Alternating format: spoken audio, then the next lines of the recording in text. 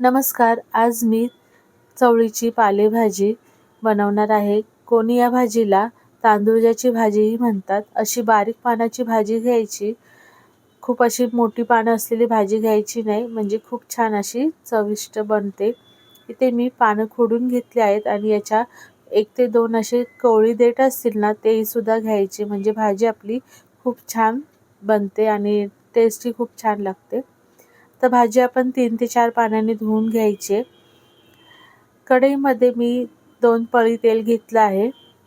अर्धा चमचे जिरे घालायचे. जिरे छान असे फुलले, व्यवस्थित तडतडले की यामध्ये लसूण आणि मिरची घालायची. मिरची तुमच्या आवडीप्रमाणे तुम्ही घाला. लसूण मी 15 ते 20 पाकळ्या लसूण घेतला आहे. या भाजीला लसूण जास्त घातला तर भाजी खूप छान टेस्टी लागते. लसूण थोडासा असा लालसर झाला की यामध्ये एक मध्यम आकाराचा कांदा घालायचा. कांदा व्यवस्थित छान असा गुलाबी रंगावर परतून घ्यायचा आहे. कांदा गुलाबी रंगाचा झाला की यामध्ये एक मध्यम आकाराचा टोमॅटो घालायचा आहे. टोमॅटो व्यवस्थित छान परतून घ्यायचा. तर ही भाजी कोणी उकळून पाणी काढून सुद्धा घेतात.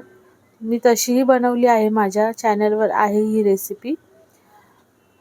आता ही भाजी मी यावेळेला अशी डायरेक्ट बनवणार आहे.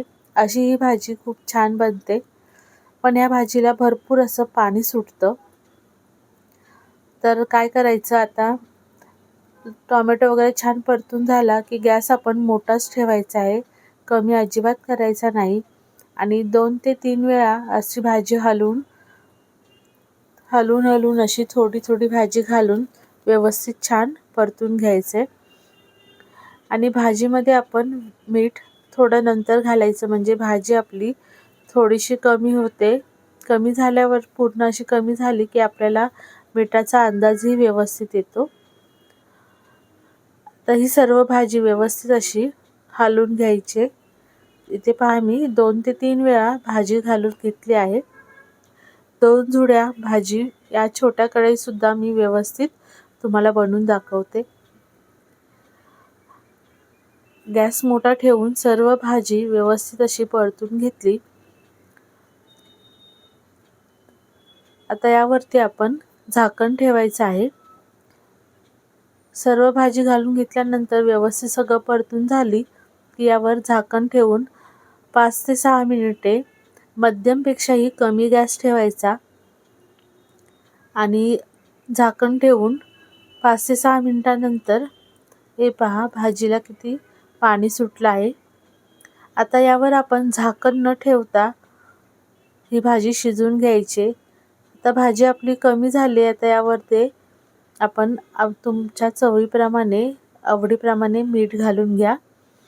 मीठ घालून हे व्यवस्थित मीठ सगळीकडे हलवून घ्यायचे, व्यवस्थित परतून घ्यायचे.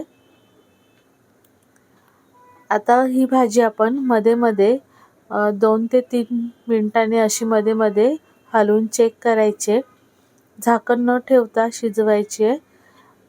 झाकण न ठेवल्यामुळे भाजीचा रंग आहे तो असाच हिरवा राहतो. पहिल्यांदाच एकदाच झाकण ठेवायचं, पुन्हा पुन्हा झाकण ठेवायचं नाहीये. आणि अशी मध्ये मध्ये हलवून भाजी बनवून घ्यायची. एकदम अशी सुकी फडफडीतही करायची नाहीये. ही भाजी गरमागरम भाकरीबरोबर, चपातीबरोबर खूप छान लागते. तर तुम्ही नक्की बनवा. हे पहा, अशी भाजी आपली बनवून पूर्ण तयार आहे आणि रंगही व्यवस्थित तिचा हिरवा राहिला आहे.